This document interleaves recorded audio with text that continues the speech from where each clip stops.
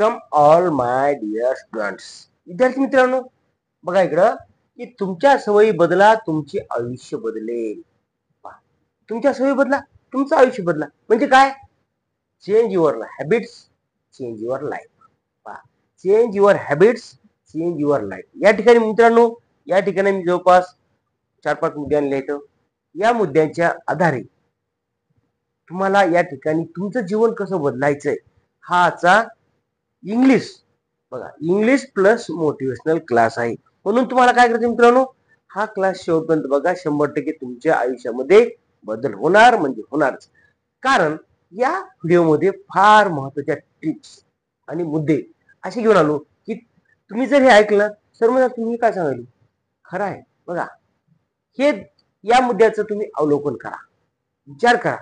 संध्याकाळी काय करा, हे मुद्दे झोपताना असं विचार करा की अरे भाऊ, हे मुद्दे मी करतो का. मग हे केल्यानंतर तुमच्या जीवनामध्ये काय फरक पडतो हे तुम्ही मला नंतर मला कमेंट मध्ये कळवा. मित्रांनो बघा इकडं, spend time with your family. First of all you please give some time with your, spend some time with your family. म्हणजे काय मित्रांनो, तुम्हाला तुमच्या कुटुंबासोबत थोडा वेळ घालवायचा आहे. बघा, जोपर्यंत तुम्ही कुटुंबासोबत वेळ घालवणार नाहीत ना, काय करणार, किती पैसा आहे काय नाही त्याला काही महत्व नाही. मी तर सांगतो, आज पहा, आज एक माणूस आहे, माझा मित्र आहे, त्याच्याकडे भरपूर पैसा आहे, मनी मनी आहे, पण हे नाही. म्हणजे काय बरं, काय बोलू बघा. या ठिकाणी आपल्या कुटुंबासोबत राहा तुम्ही, पैसा काय घेऊन. आता मला सांगा, तुमच्याकडे 10-15 2-4 घरं भरून जरी पैसा असेल आणि तुम्हाला जर टायमावर जेवायला नसेल तर पैशाचा फायदा आहे का? त्याच्याकडे फॅक्टरी आहे, फॅक्टरी. मला त्यांनी काल भेटलो होते इथं, श्रीमंतांनी राहतो, त्याच्याकडे स्वतःची फॅक्टरी आहे. आणि घरी कोण राहते? फक्त त्याची बायको, लेकरं, आणि हे राहते तिथे फॅक्टरीवर. फॅक्टरी गावाच्या जवळच आहे, पण त्या फॅक्टरीवर राहतो. पण त्या मित्र मला सांगा, तो जर माणूस स्वतः हाताने भाकर करून खात असेल किंवा मेसचं खात असेल तर त्या जीवनाला काय फायदा आहे का? म्हणजे याचा अर्थ की मित्रांनो, money is not important in your life. First of all your family members is most important. म्हणजे काय, तुम्हाला अगोदर आपल्या कुटुंबासोबत वेळ घालवता आला पाहिजे. ठीक आहे, पैसे कमी कमवा, हो, तुम्ही 10,000 कमवले रोज, 1,000 रुपयेच कमवा, पण वेळ आपल्या घरी घालवा आणि घरचं जेवण करा. म्हणजे काय सांगितलं मी तुम्हाला मित्रांनो, spend time with your family. म्हणजे त्याचा फायदा काय होईल? समजा आजोबा घरी असले तर लहान मुलं असेल, लहान मुलं, तर त्याला चांगल्या चांगल्या गोष्टी कोण सांगेल? आजोबा सांगेल. तुम्हाला माहिती का, शिवाजी महाराजांना जिजामातेंनी किती गोष्टी सांगितल्या भारी भारी. त्यांची आई होती. पण लक्ष ठेवा, म्हणजे मोठ्या माणसांनी लहान मुलांच्या मनावरती बिंबवलेले संस्कार हे अविरत टिकतात. आज सुद्धा मला वाटतंय, माझ्या वडिलांनी ज्या गोष्टी मला लहानपणी सांगितल्या ना, त्या मी आज सुद्धा मुलांना सांगू शकतो. First of all you understand my dear students, spend time with your family. हा क्लास पहा, हा क्लास मुलांसाठी प्लस पालकांसाठी. म्हणून काय, believing in yourself. Believing in yourself is a great courage. दुसरी गोष्ट काय रे मला सांग बरं, स्वतःवर विश्वास ठेवणे हे खूप मोठे धाडस आहे. माझ्यावर विश्वास झाला पाहिजे. I can speak English, I can read English, I can write English. आपल्याला सर्व गोष्टी आहेत, मग त्याला काय पाहिजे? अगोदर स्वतःवर विश्वास पाहिजे ना. डोंट नंतर दुसरी गोष्ट आहे, पहा, आता पैसा तर झाला आपल्याकडे, पैसा भरपूर आहे, परंतु कालच एका टोनग्याचं लग्न झालं. टोनगे म्हणजे आमचं मित्र कंपनीतलं. तो म्हणला सर, त्यानं काय करत, आता पैसा मरणाचा ना, लाखो रुपये उत्पन्न, पैसा मरणाचा 4-5 लग्झऱ्या आणल्या, आपल्या गलीमध्ये उभ्या केल्या, आणि त्या गलीत मध्ये कोणीच जाऊन बसला गाडी. How it is possible sir? Luxury car मध्ये कोणी बसणार? लक्झरी मध्ये कोणी, मोठ्या बस कोणीच बसणार का? बसणार सर? अहो, त्यांच्या घरचं जे वातावरण होतं ना, कसं होतं माहिती का, त्याच्या दारातून समजा एखादा पाहुणा गेला, तर ते पाहुणा गेला दारातून, ती बाई काय करून घेते माहिती का, पाहुणा जवळचा यायलाय आणि म्हणा म्हणून ती गेट पाशी उभा असली, ती काय करते, दरवाजा गेट लावून घेते, मग जाऊन दरदर बसते. आता मला सांगा, तशा माणसाच्या लेकराला लग्नाला कोणी येईल का? नाही ना. दुसरे एक लहान मुलगा आहे बा, त्या पोरात झालं 30-35 वर्ष वय. आता ते टोनग मोठं झाले, 5 वर्षापासून मस्त बूम पैसा कमवते, पण त्याच्या घरी कोणी सोयरीकीला येत नाही. काय येत नाही हो सर? तुम्ही टाइम द्या ना. तुम्ही टाइम दिला का समाजासाठी? कधी तुम्ही समाजातल्या एखादा पाहुणाजवळ गेला, त्याला बोलले यावेळेस तुम्ही त्यांना बोलवलं का? नाही. म्हणून आपल्याला हा टाइम आपल्या फॅमिलीसाठी सुद्धा द्यायचा आहे आणि समाजासाठी द्यायचा आहे. म्हणजे काय होईल बरं सांग बाबा? पैसे कमवत असताना समाजाशी नाळ तोडू नका. पैसे कमवा तुम्ही, पण आपला जो समाज आहे आजूबाजूचा त्याच्याशी नाळ तोडू नका. म्हणजे काय सांगताय? Don't cut ties with society while making money. While making money म्हणजे काय? तर जेव्हा आपण पैसे कमवतो ना, तर त्या पैशाच्या मागे नुसतं धावू नका. मग असं होतंय सांगितलं काय होतंय? ते टोनग किती मोठं झालं तरी घरी कोणी जात नाही, असं सांगण्यात तात्पर्य माझं आहे. का बरं? डोंट कट टाईज म्हणजे समाजाशी नाळ तोडू नका. आता पुढे मित्रांनो, आता लहान मुलांसाठी माय मील म्हणजे माझं जेवण कसं असायला पाहिजे? माझं जेवण हे क्वालिटी आणि क्वांटिटी कसं असलं पाहिजे बा? राईट क्वालिटी आणि राईट क्वांटिटी. क्वालिटी आणि क्वांटिटी. कमीच खावं. उगाच संध्याकाळी झाले 8-9 वाजलेत, 10 वाजले तरी अजून जेवणच नाही. का हो? आई म्हणजे मला स्वयंपाकाचा कळा नाही. ती बायको म्हणते स्वयंपाकाचा कटाळा नाही. आणा आणा पिझ्झा आणा, बिर्गर काय पिझ्झा आणा, मला नाव घेत नाही. पिझ्झा आणा, बर्गर आणा, तेच खायचं. एक खायचं, 2 खायचं, झोपायचं. अहो तसं केल्यावर मित्रांनो तुम्हाला सकाळी लवकर जेव येईल का? नाही येणार ना. मग आपलं जेवण योग्य क्वालिटीचं आणि क्वांटिटीचं ते पण घरी स्वतः बनवलेलं आईनं किंवा तुमच्या समोर मिसेस कोणी असेल त्यांनी घरचं जेवण करा. म्हणजे काय होईल? पद्धतशीर तुम्हाला झोप लागेल, ते जेवण पचेल. नाही तर उगाच 10-11 वाजता तुम्ही रठावून जेवण करायले, 10 पोळ्या खायले आणि तर झोपायले, तुम्हाला सकाळी जाग येईल का मित्रांनो?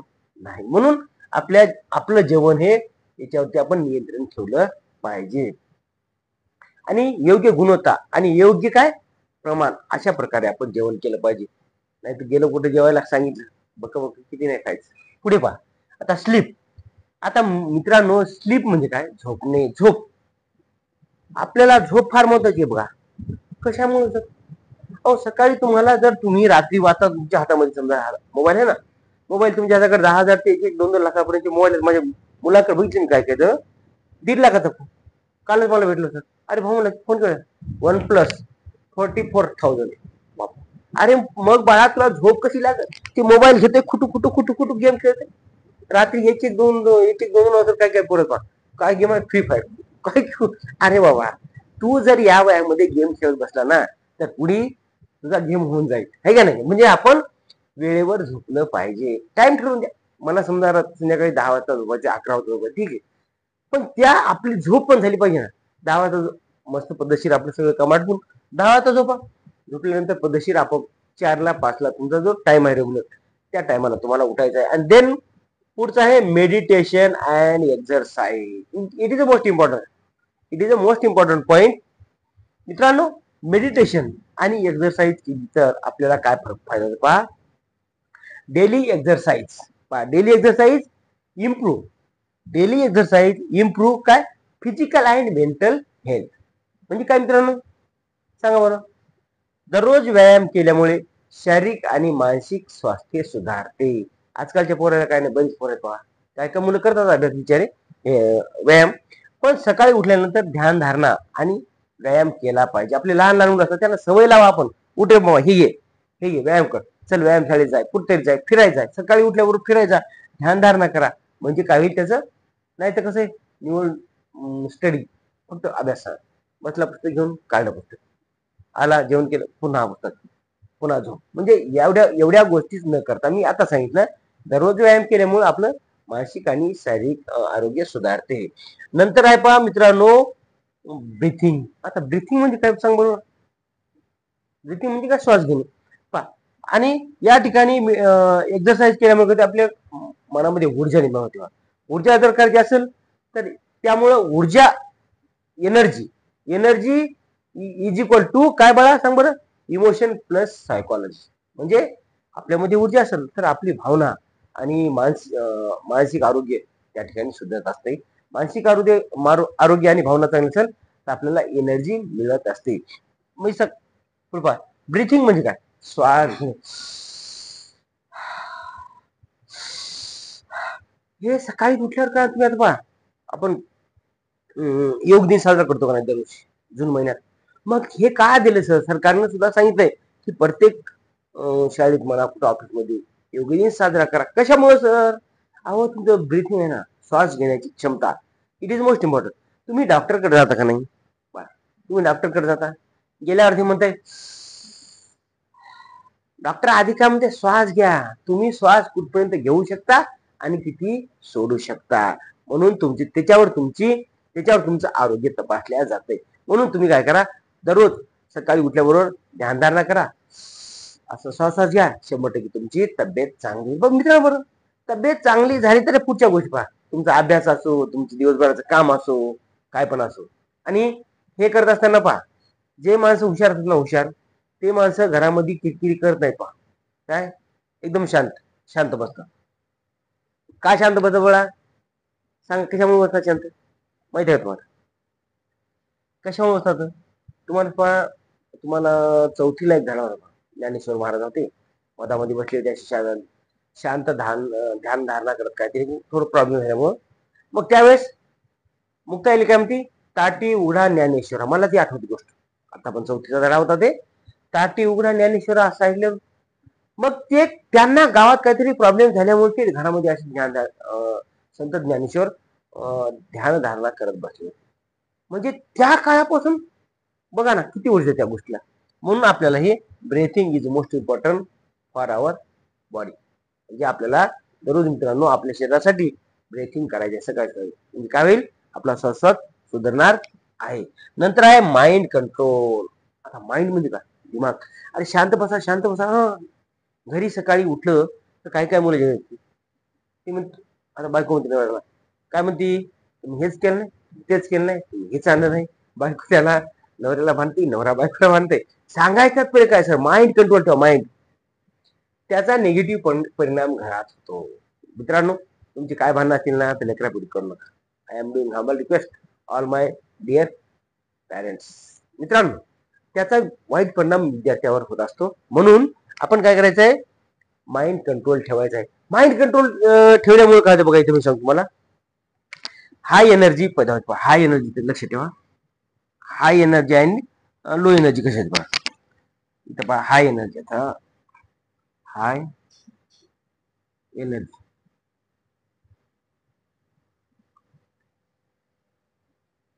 हाय एनर्जी आणि लो एनर्जी. हाय एनर्जी कोणत्या माणसाकडे प्राप्त होती सर? म्हणजे ऊर्जा कोणत्या माणसाला प्राप्त होते? हाय, उच्च दर्जाची. आणि ती प्राप्त झाल्यानंतर त्याची विचार काय होते, what is effect of high energy? मित्रांनो, हाय एनर्जी जर असेल ना आपल्याकडं तर काय होतंय, आनंद. त्याची ऊर्जा आहे ना, एनर्जी, त्याला आनंद होतोय, प्रेम होत. पा तो आनंदाने राहतो, प्रेमाने बोलतो, त्याच्या घरात संतोष राहतो. पैशाची उशाखाली जर नाही, गादीवर जरी पैसा टाकून झोपले ना तर काय फायदा नाही. त्याला आनंद नाही, प्रेम नाही, संतोष नाही, कृतज्ञता नाही, कामामध्ये जोश नाही, उत्साह नाही, रोमांस नाही. असं कधी होतंय, जेव्हा अशी हे नसेल तर. काय, हाय एनर्जी नसेल तर. आणि हाय एनर्जी असेल तर त्याला आनंद भेटतो, प्रेम भेटते, संतोष भेटते, कृतज्ञता भेटते, त्याचबरोबर उत्साह असतो, जोश असतो, रोमांस असतो. मला कालच एकदम म्हणलं, माझा एक मित्र म्हणला, बाबा म्हणलं तू ढेरी जरा कमी कर रे. असं मी त्याला, बाबा तुझी ढेरी नाही वाढली, थोडी सकाळी फिरत जा ना. नाही नाही म्हणलं, ही माझी आमची वडिलाकडून भेटली मला, ही देण आहे म्हणजे.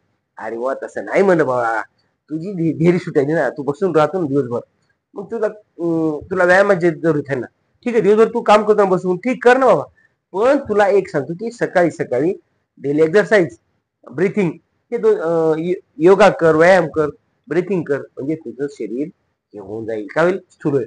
आणि जे हाय एनर्जी आहेत ना, त्या लोकांचा आता मी सांगितलं, त्याला काय असते, जोश असते, उत्साह असते, प्रेम असते, आनंद, कृतज्ञता, संतोष, या गोष्टी असतात. आणि ज्याचं लो असते ना, लो एनर्जी, लो म्हणजे काय मुलांना माहिती तुम्हाला, लोअर एनर्जी काय असते, त्या ज्यांच्या शरीरामध्ये लोअर एनर्जी असते, त्यामध्ये काय सांग बघा, चिडचिड, बरोबर ना, पुन्हा उद्याची चिंता, काय बाबा लेकराचं असं होईल तसं होईल, म्हणजे ते विचारतात काम नाही करत, त्या आपल्या ज्या चुका आहेत त्यावरती तो विचार नाही करत, मग त्याला काय होतं, चिंता होती, चिडचिड होती, अजून क्रोध होते. क्रोध म्हणजे राग येणे, ईर्ष्या, दुसऱ्याचं काय झालं चांगलं की त्याला ईर्ष्या येते, अरे याचं बरोबर नाही असं ईर्ष्या येते. नंतर हताशा, हताश होते, निराश, हताश, निराश, अजून आलोचना, एखाद्याची आलोचना करणे म्हणजे निंदा करणे, आलोचना, निंदा, घृणा, अजून